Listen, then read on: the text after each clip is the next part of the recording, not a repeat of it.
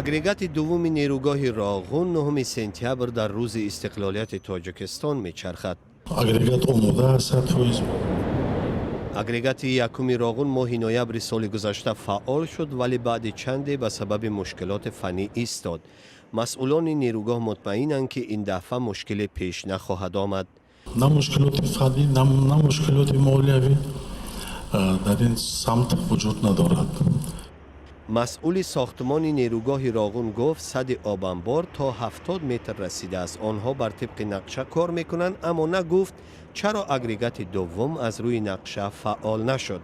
он бояд моҳи апрел мечархид ва чаро қариб 5 моҳ ба таъхир уфтод.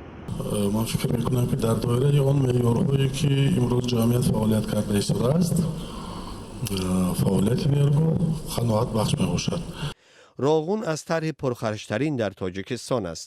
соле миллионҳо сомонӣ бар он сарф мешавад. манбаи харҷ аз буҷаи давлат ва пулест, ки дар оғози сохтмон аз мардум дар ивази саҳмияҳо ҳукумат ҷамъ кард. чанд бор ҳам даромади саҳмияҳо дар ҷомеаи Тоҷикистон баҳсҳои гуногунро ба вуҷуд овард. бархе ҳам бар даромади ин саҳмияҳо изҳори шубҳа карданд.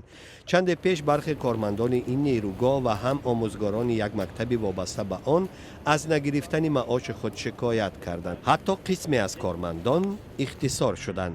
бо вуҷуди ин масъулин бар инанд, ки мушкили молӣ надоранд. тафтишгарон, ки аз тарафи комиссияи тафтишоти фаъолияти муҳосибавӣ ва фаъолияти иҷроияи нерӯгоҳро месанҷанд, ҷамъбаст намуда, ҳамчунин аудити байналмилалӣ, ки ба корҳои муҳосибавӣ ваҳогузорӣ мекунад, хулосагузории худро мусбат анҷом доданд.